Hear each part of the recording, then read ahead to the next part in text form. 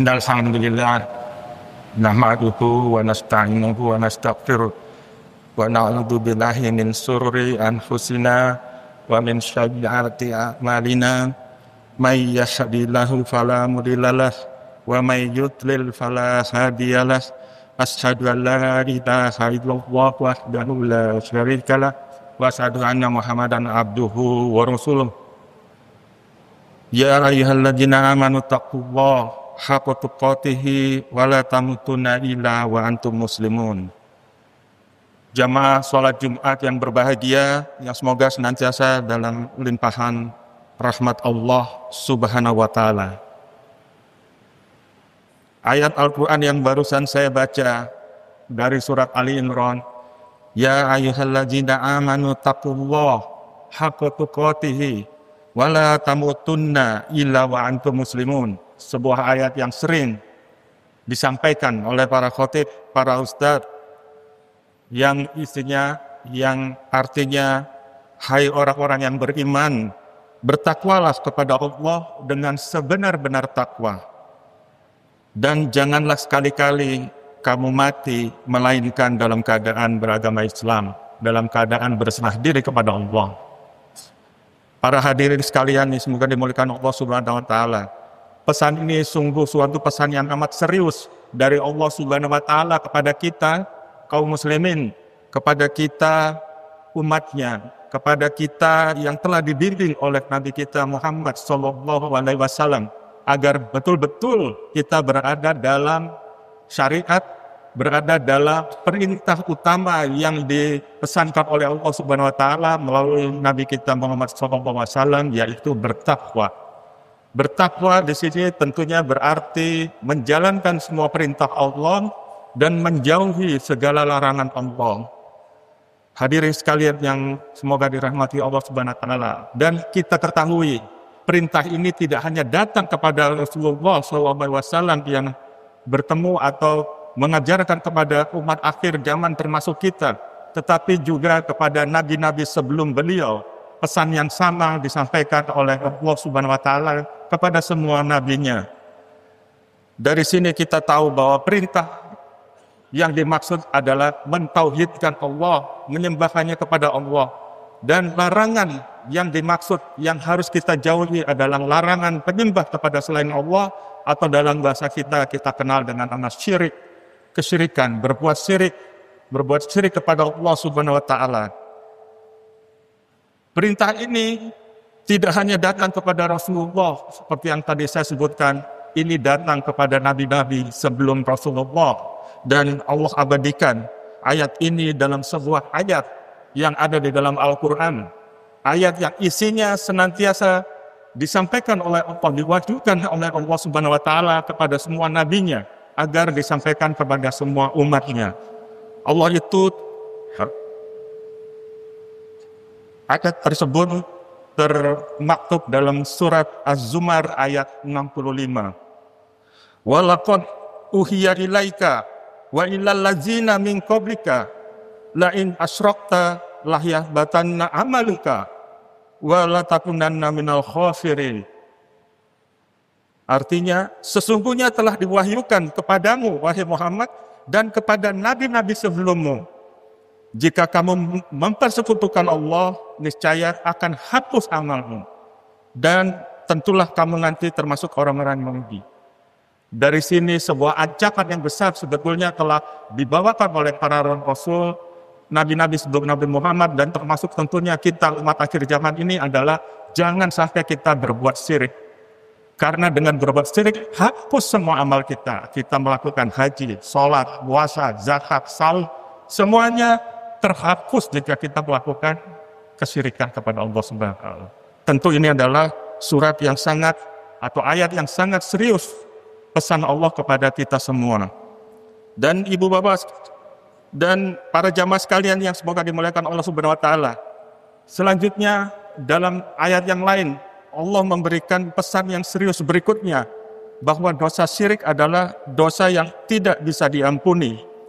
Seperti yang termaktub dalam salah satunya surat An-Nisa ayat 48, innallaha la yaghfiru ayyushraka bihi wa yaghfiru ma duna dzalika liman yasha wa may yusyrik billah wa faqad iftara isman azima, yang artinya sesungguhnya Allah tidak akan mengampuni dosa syirik dan Dia mengampuni dosa selain daripada syirik bagi siapa yang dikehendakinya.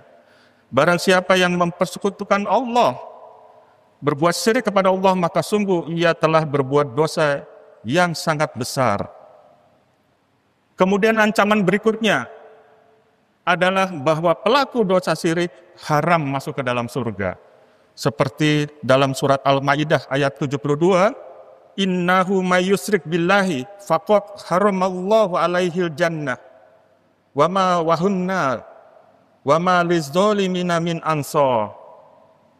Sesungguhnya orang yang mempersekutukan sesuatu dengan Allah, orang yang berbuat syirik, maka pasti Allah akan mengharamkan kepadanya surga dan tempatnya adalah neraka, wahunnar. Dan tidaklah bagi orang-orang zalim itu kemudian ada penolong. Maka jamaah sholat Jumat yang semoga dimuliakan Allah Subhanahu wa taala, ancaman-ancaman serius dari ayat Allah ini tentunya harus menjadi kewaspadaan kita bahwa betul-betul berupaya agar kita bisa mentauhidkan Allah dan menjauhi hal-hal yang termasuk perbuatan syirik. Oleh sebab itu, khotib ingin menyampaikan kepada diri khotib sendiri maupun kita semua beberapa contoh perbuatan-perbuatan syirik yang dengan itu marilah kita berusaha menjauhinya. Dan tentunya ini adalah contoh-contoh yang dituliskan oleh para ulama dan diajarkan oleh dalam syariat kita, maka akan beberapa hal akan disampaikan dalam mimbar Jumat ini. Yang pertama, para jamaah-jamaah sekalian yang dimuliakan Allah, kesyirikan yang pertama adalah tatoyur. Tatoyur, merasa sial terhadap sesuatu, sial terhadap angka, sial terhadap bulan, sial terhadap hari, sial terhadap keadaan. Mau keluar rumah, nabrak kucing, nggak jadi, masuk lagi. Bikin rumah atau bikin hotel tidak ada nomor 13. Tidak ada kamar nomor atau lantai nomor 4. Merasa sial terhadap sesuatu, menurut Rasulullah dari hadis Abdullah bin Mas'ud radhiyallahu anhu, Rasulullah bersabda bahwa atyaratun sirkun, atyaratun sirkun, atyaratun sirkun. 3 kali menguatkan bahwa merasa menganggap sial terhadap sesuatu adalah kesyirikan.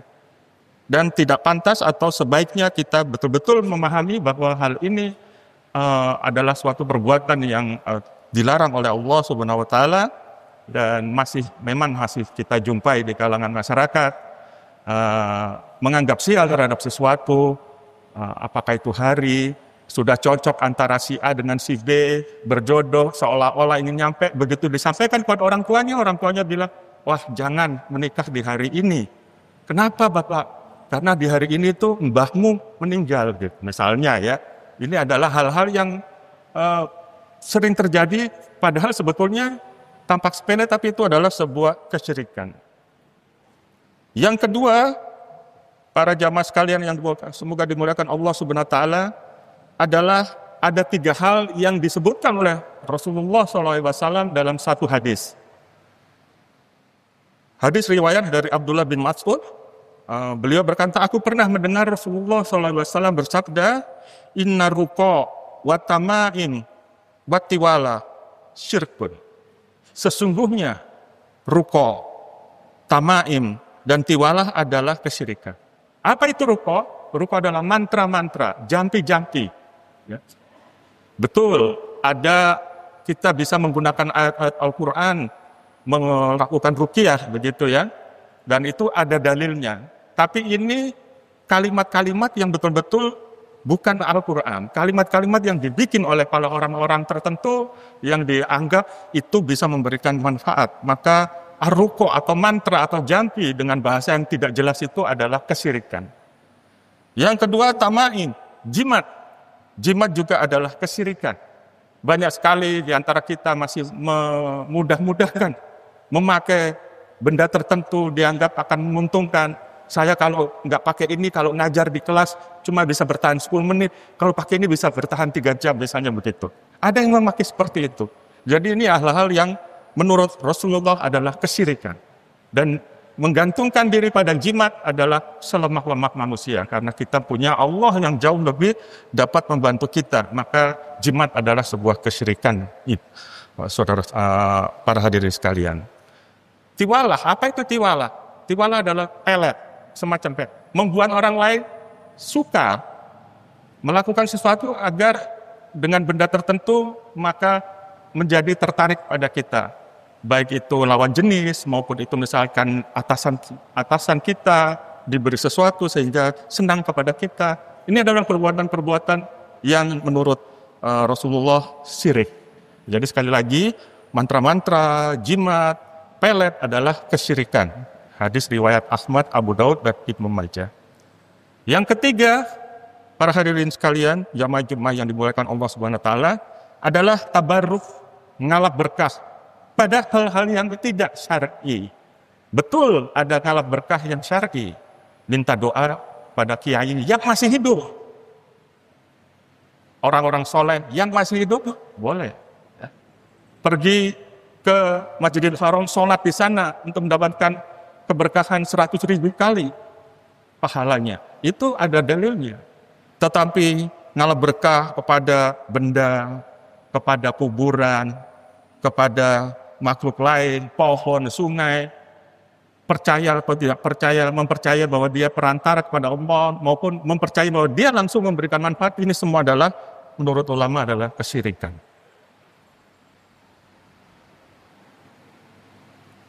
Jamaah-jemaah yang dimuliakan Allah Subhanahu wa taala. Yang keempat, mendatangi dukun, berhubungan dengan dukun. Ini juga adalah kesyirikan, karena Rasulullah ada 2 hadis yang sangat mengancam kita jika kita berhubungan dengan dukun. Hadis pertama artinya, barang siapa yang mendatangi dukun dan bertanya kepadanya tentang suatu perkara, bertanya saja, maka salatnya tidak akan diterima selama 40 hari. Datang dan bertanya, itu salat tidak diterima selama 40 hari.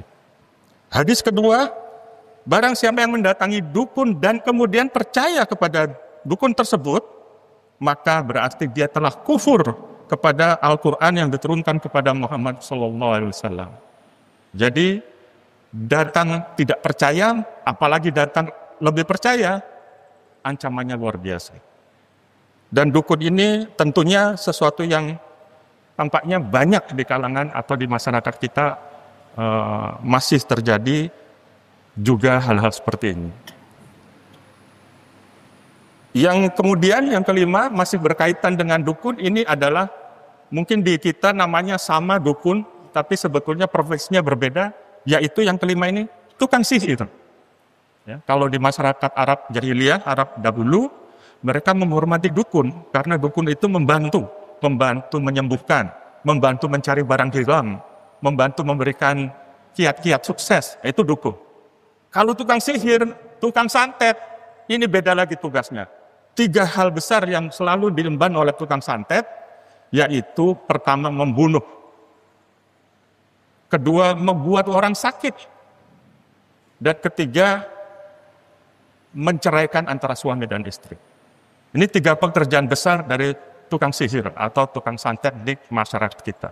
Dan semuanya tentunya adalah perbuatan-perbuatan syirik. Kita punya Allah Subhanahu wa taala yang akan melepaskan atau memberikan kita solusi terhadap semua masalah yang kita dapatkan. Ya, kita tinggal minta tolong kepada Allah, jangan sampai kita minta tolong kepada dukun, jangan sampai kepada tukang sihir, tukang santet. Ya. Nah, yang kemudian masih terkait dengan ini adalah an-nusra. Terkait dengan tukang sihir ini adalah an-nusra. An-nusra ini kita mendatangi tukang sihir lain untuk menghilangkan sihir yang ada pada kita. Jadi sihir dilawan sihir, ini juga sebuah perbuatan yang syirik. Karena kita menggantungkan diri kita, menggantungkan kehidupan kita kepada selain Allah. Ini adalah sesuatu yang juga sangat dilarang. Jadi menghilangkan sihir dengan bantuan jin dan sebagainya, ini juga sesuatu hal yang sangat dilarang. Hadirin jemaah-jemaah yang semoga senantiasa dalam lindungan Allah Subhanahu wa taala, maka marilah kita perkuat tauhid kita. Jangan sampai kita itu berbuat syirik. Masih banyak lagi tentunya contoh-contoh, tapi dari beberapa contoh yang umum yang tadi disampaikan, mudah-mudahan kita bisa mengerti bahwa hal-hal seperti itu sebaiknya sungguh-sungguh kita jauhi. Karena apa? Karena itu termasuk perbuatan syirik, dan perbuatan syirik tadi ancamannya luar biasa. Dosanya tidak diampuni kalau kita tidak bertobat. Kalau seseorang belum bertobat dan kemudian mati di atas kesyirikan, maka dosanya tidak diampuni.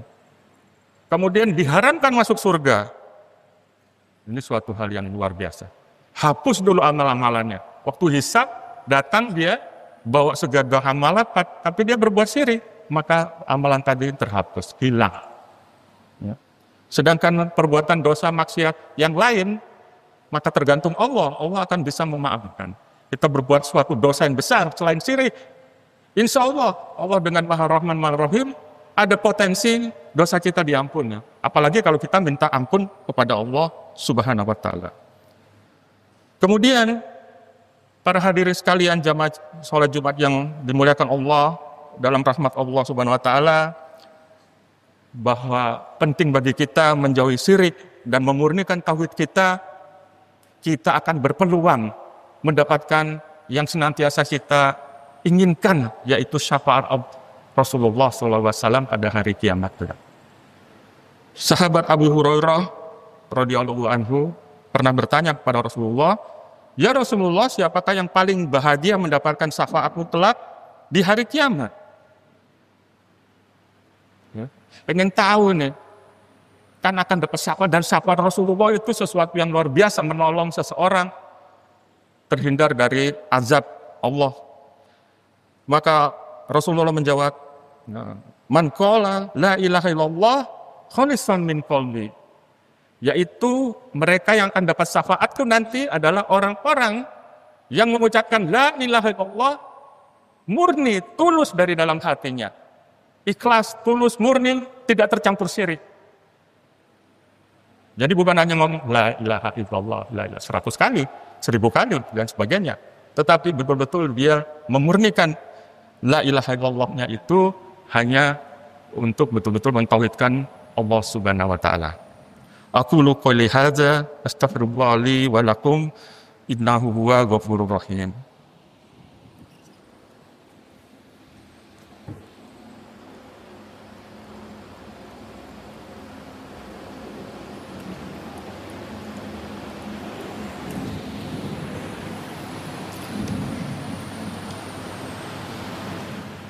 Alhamdulillah hamdan katsiran thayyiban mubarakan fi kama yuhibbu rabbuna wa yarda.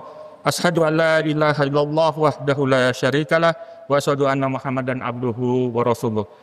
Jamaah salat Jumat yang semoga senantiasa dalam lindungan dan hidayah Allah Subhanahu wa Ta'ala. Kita sudah dengar tadi ayat-ayat Allah, hadis-hadis Rasulullah tentang perbuatan-perbuatan syirik yang harus kita jauhi. Karena dengan perbuatan syirik, dosa tersebut tidak diampuni seandainya kita tidak bertobat. Amal-amal yang kita lakukan dengan susah payah akan terhapus semuanya, dan tentunya diharamkan masuk surga. Ini adalah ancaman-ancaman yang serius, yang luar biasa, harus kita ingat dan kita emban agar kita senantiasa melaksanakan kemurnian tauhid kepada Allah Subhanahu wa Ta'ala. Dan sebaliknya, selama kemudian kita memegang tauhid dan menjauhi kesyirikan, maka Allah akan memberikan pertolongan yang luar biasa. Kapan pertolongan itu? Pertolongan itu terjadi pada saat yang tadi disebutkan. Pada saat tidak ada orang yang bisa menolong. Tidak ada sesuatu pun yang akan bisa menolong pada saat itu. Maka pertolongan Allah lah yang akan satu-satunya harapan pada saat itu. Persyaratannya adalah memiliki tauhid, tidak berbuat syirik kepada Allah Subhanahu wa Ta'ala. Dalam sebuah hadis yang diriwayatkan oleh Imam Bukhari, di hari kiamat, setelah semua proses selesai, mahsyar selesai, haud selesai, mizan selesai, sirat selesai semua. Penghuni surga tetap masuk surga, ditetapkan masuk surga. Penghuni neraka masuk neraka, beres, habis. Tetapi di antara penghuni neraka ada saudara-saudara kita, kaum muslimin yang memiliki dosa. Akibat perbuatan itu dia dimasukkan ke dalam neraka. Tetapi dia memiliki sebesar biji sawi keimanan, tauhidan kepada Allah Subhanahu wa Ta'ala. Maka pada saat itu Allah Subhanahu wa Ta'ala berfirman, Para malaikat telah memberikan syafaat. Para nabi juga sudah. Kaum mukminin, muslimin, para penghuni surga pun sudah memberikan syafaat. Sudah nggak ada lagi, maka saat ini tidak ada lagi yang lain kecuali Allah Rahman Rahim. Maka Allah mengambil sekelompok orang dengan satu genggamannya, tentunya dengan kemuliaan genggaman Allah, dari neraka, lalu dia mengeluarkan dari neraka itu segolongan orang, sekumpulan orang yang kemudian dicuci dalam sungai di mulut surga, dan kemudian orang yang sudah beliau ambil, yang Allah ambil itu adalah mereka-mereka sudah gosong, sudah jadi arang, sudah hitam. Diambil Allah, dicuci, dan tumbuhlah mereka menjadi personal-personal baru, pribadi-pribadi baru yang tampan, yang rupawan, yang kemudian memasuki surga. Dan penghuni surga melihat itu. Dan mereka berkata, "Utahu Rahman." Ini adalah pertolongan Allah. Mereka masuk surga tanpa amal kebaikan yang mereka lakukan. Tetapi mereka punya tauhid kepada Allah Subhanahu wa taala. Bahkan orang yang paling terakhir yang merangkak masuk surga, oleh Allah diminta, "Masuklah ke dalam surga." Orang ini sangat ragu karena dia tahu dia adalah pelaku dosa-dosa selama hidup di dunia. Maka dia bertanya kepada Allah, "Ya Allah, surga kan udah penuh." Allah perintahkan lagi masuk ke dalam surga. Dia berusaha dan dia merasa surga udah penuh, nggak bisa. Sampai 3 kali, maka Allah bilang, "Lihatlah, dan surga itu adalah seperti dunia yang kalian alami 10 kali lipatnya besar." Ini surga orang yang paling terakhir masuk surga, besar surganya 10 kali lipat dunia. Maka jamaah sekalian yang dimuliakan Allah Subhanahu wa taala, marilah masing-masing kita senantiasa berdoa kepada Allah agar kita diberi keistiqomahan untuk dapat senantiasa mentauhidkan Allah dan menjauhi perbuatan-perbuatan syirik. Ada doa dari riwayat Imam Bukhari, Rasulullah senantiasa berdoa seperti ini, "Allahumma inni a'udzubika an usyrika bika wa ana a'lam wa astaghfiruka lima la a'lam." Yang artinya, "Ya Allah, sesungguhnya aku berlindung kepadamu agar tidak mensekutukan dirimu sedangkan aku mengetahuinya, dan aku meminta ampun kepadamu terhadap yang aku tidak ketahui." Semoga ini dapat kita dawamkan dalam kehidupan kita sehari-hari, dan semoga Allah Subhanahu wa taala menjadikan kita termasuk orang-orang yang senantiasa dapat mentauhidkan Allah dan menjauhi serta terhindar dari berbagai perbuatan kesyirikan. Allahumma sholli ala Muhammad wa ala ali Muhammad kama sholaita ala Ibrahim wa ala ali Ibrahim innaka Hamidun Majid. Wa barik ala Muhammad wa ala ali Muhammad kama barakta ala Ibrahim wa ala ali Ibrahim innaka Hamidun Majid. Allahumma fir lil muslimina wal mu'minat lil muslimina wal muslimat wal mu'minina wal mu'minat al ahya'i minkum wal amwat innaka antas samiun qaribun mujibun da'wat.